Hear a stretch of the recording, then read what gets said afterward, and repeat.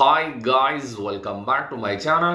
Europa ലീഗിൽ നടന്ന Manchester United versus Real Sociedad മത്സരം 4-1 എന്ന ഗോൾ സ്കോറിനാണ് മാഞ്ചസ്റ്റർ യുണൈറ്റഡ് വിജയം കരസ്ഥമാക്കിയത്. യുണൈറ്റഡിന് വേണ്ടി ബ്രൂണോ ഫെർണാണ്ടസ്, ഡാലോട്ട് എന്നിവരാണ് ഗോൾ സ്കോർ ചെയ്തിട്ടുണ്ടായിരുന്നത്. യുണൈറ്റഡിന്റെ ഹോം ഗ്രൗണ്ടായ ഓൾഡ് ട്രാഫോർഡിൽ വെച്ചിട്ടാണ് മത്സരം ആരംഭിച്ചത്. ഇങ്ങനെ ഒരു ബിഗ് മാർജിനിൽ വിജയം കരസ്ഥമാക്കുന്നു ഒരിക്കലും ഞാൻ മാത്രമല്ല, യുണൈറ്റഡ് ഫാൻസുകാർ ആരും തന്നെ എക്സ്പെക്ട് ചെയ്തിട്ടുണ്ടായിരുന്നില്ല. അമ്മാതിരി കളിയായിരുന്നു ഗൈസ്.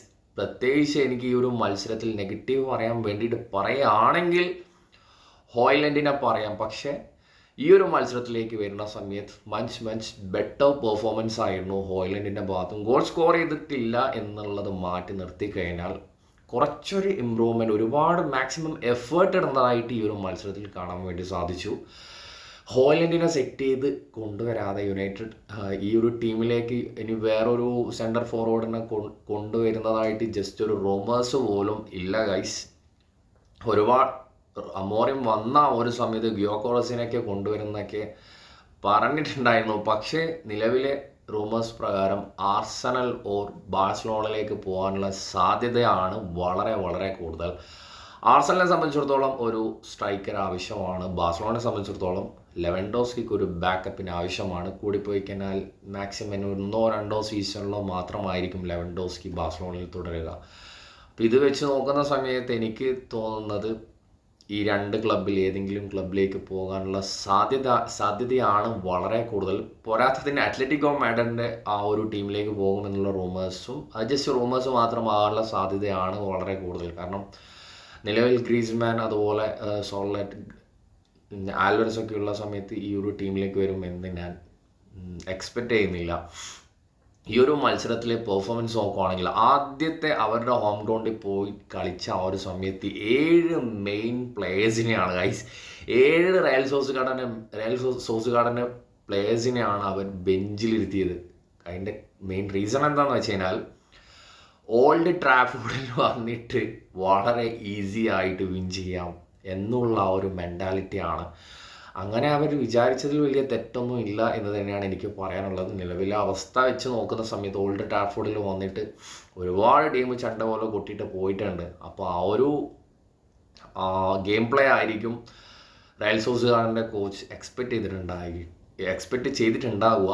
പക്ഷേ ഒന്നും പറയാൻ ഇത് ആർസണലിൻ്റെ ആ ഒരു മത്സരത്തിന് ശേഷം അവസാനം ഇത്രയും ഒരു ഫൈറ്റിംഗ് സ്പിരിറ്റോട് അഗ്രസീവോടോട് കളിച്ച ഒരു ആർസണലായിട്ടുള്ള ഒരു മാച്ചായിരുന്നു. പ്രീമിയർ ലീഗിൽ കളിച്ച മാച്ചല്ല, അതിന് മുന്നേ കളിച്ച ഒരു മാച്ചാണ്. പക്ഷേ ഈ ഒരു മാച്ചിലേക്ക് വരുന്ന സമയത്ത് എൻറ്റയർലി അമോറിമിൻ്റെ ആ ഒരു സിസ്റ്റത്തിലേക്ക് കണക്റ്റായ പോലെയുള്ളൊരു പെർഫോമൻസാണ്. ഒരു 80% കണക്റ്റായ രീതിയിലാണ്, കണക്റ്റായി എന്ന് തന്നെയാണ് എനിക്ക് പേഴ്സണലി ഗെയിം പ്ലേയിൽ നിന്നും മനസ്സിലാക്കാൻ സാധിച്ചത്. എടുത്തു പറയാനാണെങ്കിൽ ഈ ഹെവൻ ഒരിക്കലും എക്സ്പെക്റ്റ് ചെയ്തിട്ടുണ്ട് ഈ ലൈനപ്പിലേക്ക് വരുന്ന സമയത്ത് ആദ്യ 11 ഹെവൻ വരുമെന്ന് ഒരിക്കലും എക്സ്പെക്റ്റ് ചെയ്തിട്ടുണ്ടായിരുന്നില്ല. മിന്നുന്ന പ്രകടനമായിരുന്നു. പിന്നെ എടുത്തു പറയേണ്ടത് ഡിഫെൻസീവിൽ ഡിലൈറ്റ് ആയാലും ഒരു രക്ഷയില്ലാത്ത കളിയായിരുന്നു. അമ്മാതിരി എന്ന് പറഞ്ഞാൽ കൊലവിളിക്കുന്നുള്ള ഒരു അവസ്ഥയായിരുന്നു. പ്രത്യേകിച്ച് എടുത്തു പറയേണ്ടത് ഇവരെല്ലാവരെക്കാളും എടുത്തു പറയേണ്ടത് Casemiro. Oh my God, prime Casemiro ഉണ്ടല്ലോ, റയൽ മാഡ്രിഡിൽ കളിച്ച ആ ഒരു കസമീറോനേക്കാൾ കുറച്ചൊരു പീക്ക് ലെവലിൽ കളിച്ചോ എന്ന് ചിന്തിപ്പിക്കുന്ന തരത്തിലുള്ളൊരു പെർഫോമൻസാണ് ഗൈസ് എനിക്ക് ഈ ഒരു മത്സരത്തിൽ നല്ല റീസെൻ്റ്ലി കസമീറോ ഒന്ന് ബിൽഡായി വന്നുകൊണ്ടിരിക്കുകയാണ്. പക്ഷേ കസമീറോനെ കുറിച്ച് പറയുന്ന സമയത്ത് അമോറിയം വന്നതിന് ശേഷം അമോറിയമിന് പേഴ്സണലി വലിയ രീതിയിൽ താല്പര്യമില്ലാത്തൊരു പ്ലെയറാണ് കസമീറോ. അതിൻ്റെ റീസൺ എന്താണെന്ന് എനിക്ക് അറിഞ്ഞൂടാ. കസമീറോ വന്ന സമയത്ത് ഒരുപാട് കണക്റ്റ് ആവാൻ വേണ്ടി ഒരുപാട് സമയം എടുത്തിട്ടുണ്ടായിരുന്നു. വലിയ രീതിയിൽ റയൽ മാഡ്രിഡിൽ കളിച്ച ഒരു കസമീറോ ആയിരുന്നില്ല യുണൈറ്റഡിൽ വന്ന ശേഷം. പക്ഷേ അവസാന നിമിഷം ടെൻഹാഗ് പോകുന്ന ആ ഒരു സമയത്തും അതുപോലെ നെസ്റ്റൽ റോയ് ഉള്ള ആ ഒരു സമയത്തും അത്യാവശ്യം ഒരു ട്രാക്കിലേക്ക് വന്നതായിരുന്നു. കിട്ടിലും പോലത്തെ ഒരു സ്കോറിംഗ് ഒക്കെ ഉണ്ടായിരുന്നു ഔട്ട് ഓഫ് ദ ബോക്സ് എന്ന് നെസ്റ്റൽ റോയ് ഉള്ള സമയത്ത്. എനിക്ക് തോന്നുന്നു ലെസ്റ്റർ സിറ്റി ആയിട്ട് കളിക്കുന്ന ആ ഒരു മാച്ചിലാണെന്ന് തോന്നുന്നു.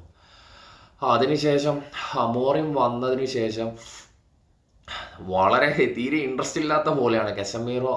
കാരണം കോളിയറിനെ കളിപ്പിച്ചു കഴിഞ്ഞാലും കസമീറോനെ കളിപ്പിക്കുകയില്ല എന്നുള്ള ഒരു മെൻറ്റാലിറ്റിയാണ് അമോറിമിൻ്റെ ഭാഗത്ത് നിന്നും കാണാൻ വേണ്ടി സാധിച്ചത്. പക്ഷേ ഇപ്പോൾ കളിപ്പിക്കാതെ വേറെ ഓപ്ഷൻ ഇല്ല. ഉള്ള പ്ലേയേഴ്സൊക്കെ ഇഞ്ചറി വെട്ടിയിട്ട് പുറത്താണ് ഇരിക്കുന്നത്. ഈ ഒരു അവസരത്തിൽ ഒരിക്കലും കസമീറോനെ വേറൊരു പ്ലേയേഴ്സിനെ കളിപ്പിക്കാൻ വേറൊരു ഓപ്ഷൻ ഇല്ലാത്തത് കൊണ്ട് മാത്രമാണ് കസമീറോക്ക് ടൈമിങ് കൊടുത്തത്. പക്ഷേ കസമീറോ ഈ ഒരു മത്സരത്തിൽ നല്ല അവസാനം കളിച്ച ആർസണലിൻ്റെ മത്സരത്തിലും ഞാൻ പറഞ്ഞല്ലോ പ്രൈം കസമീറോ എങ്ങനെയാണ് ഉണ്ടായിരുന്നത്. റയൽ മാഡ്രിഡിൽ കളിച്ച ഒരു കസമീറോ അതിനേക്കാൾ കുറച്ചുകൂടി ബെറ്റർ ആയി എന്നാണ് എനിക്ക് പേഴ്സണലി പറയാനുള്ളത്. അപ്പോൾ ഗൈസ് കസമീറോയുടെ പെർഫോമൻസിനെ കുറിച്ച് നിങ്ങൾക്ക് എന്താണ് പറയാനുള്ളത് എന്ന് നിങ്ങൾ കമൻറ്റിൽ രേഖപ്പെടുത്തുക. പിന്നെ ബ്രൂണോ ഫെർണാണ്ടസ് എടുത്ത് പറയേണ്ട ആവശ്യമില്ല. എല്ലാ മാച്ചിലും എത്ര മാത്രം ടീമിന് വേണ്ടിയിട്ട് എന്തൊക്കെ കൊടുക്കാൻ പറ്റുമോ. പ്രത്യേകിച്ച് ബ്രൂണോനെ കുറിച്ച് പറയുന്നത് അമോറിം വന്നതിന് ശേഷം വളരെ വളരെ പെട്ടുപോയ ഒരു പ്ലെയറാണ് ബ്രൂണോ. കാരണം അത്രയും ഹാർഡ് വർക്ക് ചെയ്യേണ്ട ഒരു അവസ്ഥയാണ്. അത്രയും ഹെവി പ്രഷറാണ് ഒരേ സമയത്ത്. കാരണം ബ്രൂണോയുടെ ഞാൻ മനസ്സിലാക്കിയെടുത്തോളം അറ്റാക്കിങ്ങിൽ ഫോക്കസ്ഡ് ചെയ്ത് കളിക്കാൻ പറ്റിയൊരു പ്ലെയറാണ്. ഒരിക്കലും ഡിഫെൻസീവിൽ വലിയ രീതിയിലുള്ള ഇമ്പാക്റ്റ് ഉണ്ടാക്കാൻ പറ്റിയൊരു ടാലൻ്റ് ഉള്ള പ്ലെയറായിട്ട് എനിക്ക് തോന്നിയിട്ടില്ല. അറ്റാക്കിംഗ് മിഡ്ഫീൽഡർ ആയാലും ഒരു സെൻറ്റർ സ്ട്രൈക്കറായിട്ടായാലും കളിപ്പിക്കാൻ പറ്റിയൊരു പ്ലെയറാണ്. പക്ഷേ അമോറിമിൻ്റെ ആ ഒരു സിസ്റ്റത്തിൽ വന്ന സമയത്ത് ശരിക്കും പൊട്ടുപോയ രണ്ട് താരങ്ങൾ ഗർനാച്ചോവും അതുപോലെ ബ്രൂണോ ഫെർണാണ്ടസും ആയിരിക്കും. കാരണം ഇവർ ഒരുപോലെ അറ്റാക്കിങ്ങിലേക്കും ഹെൽപ്പ് ചെയ്യണം, അതുപോലെ മാക്സിമം ഡിഫൻസിലേക്കും വന്നിട്ട് ഡിഫെൻസീവിലും മാക്സിമം സപ്പോർട്ട് ചെയ്ത് കളിക്കേണ്ട ഒരു അവസ്ഥയാണ്. വേറൊരു ഓപ്ഷൻ ഇല്ല. കോച്ചിൻ്റെ ഈ ഒരു സിസ്റ്റമായിട്ട് കണക്റ്റ് ആവുക എന്നല്ലാതെ വേറൊരു ഓപ്ഷൻ ഇല്ല. ബ്രൂണോ ഒരു രക്ഷയില്ലാത്ത പെർഫോമൻസ് ആയിരുന്നു. അതുപോലെ ഗർനാച്ചോ ഈ പറഞ്ഞ പോലെ തന്നെ കസമീറോനായിട്ടല്ല, ആദ്യ വന്ന ഒരു സമയത്ത് വലിയ രീതിയിലുള്ള ഒരു ഇൻട്രസ്റ്റ് ഉണ്ടായെന്ന് എനിക്ക് തോന്നിയിട്ടുണ്ടായിരുന്നില്ല. ആ ലാസ്റ്റ് ട്രാൻസ്ഫർ വിൻഡോ ക്ലോസ് ചെയ്യുന്ന സമയത്ത് ചെൽസിയിലേക്കോ അല്ലെങ്കിൽ അത്ലറ്റിക്കോയിലേക്കോ ചെൽസിയിലേക്ക് എനിക്ക് തോന്നുന്നു ചെൽസി നാപ്പോളി ഓഫർ വെച്ചിട്ടുണ്ടായിരുന്നു. 80 മില്യനായിട്ടാണ് ചെൽസി വെച്ച ഓഫർ. പക്ഷേ എന്തോ ഭാഗ്യവശാൽ ഗർനാച്ചോ പോയില്ല. ഗർനാച്ചോ കൂടി പോയിട്ടുണ്ടെങ്കിൽ ഇപ്പോഴത്തെ ഒരവസ്ഥ, വിങ്ങിൽ കളിക്കുന്ന ആൻ്റണിയും പോയി, അതുപോലെ റാഷ്ഫോർഡും പോയി. ഗർനാച്ചോ കൂടി പോയെങ്കിൽ ഈ സീസൺ റെലഗേഷൻ കൺഫേം ആണ്. വേറെ ഓപ്ഷൻ ഇല്ല. വേറെ ആരെ കളിപ്പിക്കും? വേറെ ഏത് അമാദിനും ഇഞ്ചുറി ആയി ഇനി 3 മാസത്തേക്ക് നോക്കണ്ടെന്നാണ് പറഞ്ഞിട്ടുള്ളത്. വേറൊരു ഓപ്ഷൻ ഇല്ല. എന്തോ ലക്ക് കൊണ്ട് മാത്രമാണ് ഗൈസ് ഗർനാച്ചോ ഈ പോകാതിരുന്നത്. പിന്നെ സിറിക്സിനെ കുറിച്ച് പറയുകയാണെങ്കിൽ സിറിക്സി എനിക്ക് ഫസ്റ്റ് ടൈം കളിപ്പിക്കുന്ന ആ ഒരു സമയത്ത് തന്നെ ഒരു സെൻറ്റർ ഫോർവേഡ് കളിക്കാനുള്ള ഒരു എബിലിറ്റി ഉള്ള ഒരു പ്ലെയറായിട്ട് പേഴ്സണലി എനിക്ക് തോന്നിയിട്ടുണ്ടായിരുന്നില്ല. വളരെ ഹോയ്ലൻഡിനേക്കാൾ വളരെ വളരെ നെഗറ്റീവായിട്ട് പോയ ഒരു പ്ലെയർ ആയിരുന്നു സിറിക്സി. പക്ഷേ ഇപ്പോൾ പുള്ളിക്കാരൻ കളിക്കുന്ന ലെഫ്റ്റ് വിങ് അറ്റാക്കിംഗ് മിഡിലേക്ക് കളിക്കുന്ന ആ ഒരു സമയത്ത് ഇപ്പോൾ റീസെൻ്റ്ലി ഒരു 2-3 മാച്ച് കമ്പയർ ചെയ്യുന്ന സമയത്ത് വളരെ നല്ല രീതിയിലൊരു ഇമ്പ്രൂവ്മെൻറ്റ് കാണാൻ വേണ്ടി സാധിക്കുന്നുണ്ട് സിറിക്സിനെ സംബന്ധിച്ചിടത്തോളം. അപ്പോൾ കാരണം ഒരു പ്രോപ്പർ പുള്ളിക്കാരൻ കളിക്കാൻ പറ്റിയ ഒരു ലിമിറ്റേഷൻ ഉണ്ട്. അപ്പോൾ അതുകൂടി കോച്ച് മനസ്സിലാക്കിയിട്ട് ഡിസിഷൻ എടുക്കുകയാണെങ്കിൽ ഇതുപോലെയുള്ള നല്ല റിസൾട്ടുകൾ ഇനിയും പ്രതീക്ഷിക്കാം. ഹോയ്ലൻഡിന് ഈ മത്സരത്തിൽ ഞാൻ ഫസ്റ്റ് പറഞ്ഞല്ലോ നെഗറ്റീവ് പറയാൻ വേണ്ടി പറയുന്നെങ്കിൽ പറയാം. പക്ഷേ അവസാനം കളിച്ചൊരു 5 മാച്ച് വെച്ച് കമ്പയർ ചെയ്യുന്ന സമയത്ത് നല്ല രീതിയിൽ ഇമ്പ്രൂവ്മെൻ്റ് ആണ് ഈ ഒരു മത്സരത്തിൽ കാണാൻ വേണ്ടി സാധിക്കുന്നത്. ഹോയ്ലൻഡിനെ സെറ്റ് ചെയ്തെടുക്കാതെ വേറെ ഓപ്ഷൻ ഇല്ല. എനിക്ക് തോന്നുന്നില്ല വേറൊരു പുതിയ സ്ട്രൈക്കറെ കൊണ്ടുവരുമെന്നോ വേറെ ഇനി വരുന്ന ട്രാൻസ്ഫർ വിൻഡോയിൽ ഒരിക്കലും വലിയൊരു മണി സ്പെൻഡ് ചെയ്യുന്നുള്ള യാതൊരുവിധ എക്സ്പെക്റ്റേഷനും ഇല്ല ഗൈസ്. മാക്സിമം ഹോയ്ലൻഡിനെ എങ്ങനെയും സെറ്റ് ചെയ്തെടുക്കുക എന്നുള്ളത് തന്നെയാണ് അമോറിമിൻ്റെ ഒരു പ്ലാനിങ് എന്ന് തന്നെയാണ് എനിക്ക് തോന്നുന്നത്. വേറെ എടുത്ത് പറയാൻ ഡാലോട്ടും ഈ ഒരു മത്സരത്തിൽ നല്ല പെർഫോമൻസ് ആയിരുന്നു. പൊതുവേ പുള്ളിക്കാരൻ LMF കളിക്കുന്ന അമോറിം വന്ന സമയത്താണ് LMF കളിക്കാൻ വേണ്ടി തുടങ്ങിയത്. പക്ഷെ ആ പൊസിഷനിലല്ല, പ്രോപ്പർ പൊസിഷനിൽ കളിക്കുന്ന സമയത്തും വലിയ രീതിയിലൊരു ഇമ്പാക്റ്റ് ഇതുവരെ കൊണ്ടുവരാൻ സാധിച്ചിട്ടുണ്ടായിരുന്നില്ല. പക്ഷേ ഈ ഒരു മാച്ചിലേക്ക് വരുന്ന സമയത്ത് ഗുഡ് പെർഫോമൻസ് ആയിരുന്നു. പിന്നെ ഡോർഗോനെ കുറിച്ചിട്ട് പ്രത്യേകിച്ചൊന്നും പറയാൻ, അമോറിമിൻ്റെ ഫസ്റ്റ് സൈനിങ് ആണ്. ആദ്യമായിട്ടാണ് ഡോർഗോ എന്ന ഒരു പ്ലെയറിനെ കുറിച്ച് കാണുന്നത് തന്നെ യുണൈറ്റഡിൽ വന്നതിന് ശേഷമാണ്.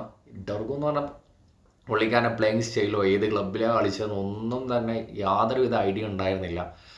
പക്ഷെ വന്നിട്ട് ചെറിയൊരു ടൈം പീരീഡിൽ തന്നെ പുള്ളിക്കാരൻ എന്താണ് എന്ന് ഓൾമോസ്റ്റ് യുണൈറ്റഡ് ഫാൻസിന് എല്ലാവർക്കും മനസ്സിലായി കാണും.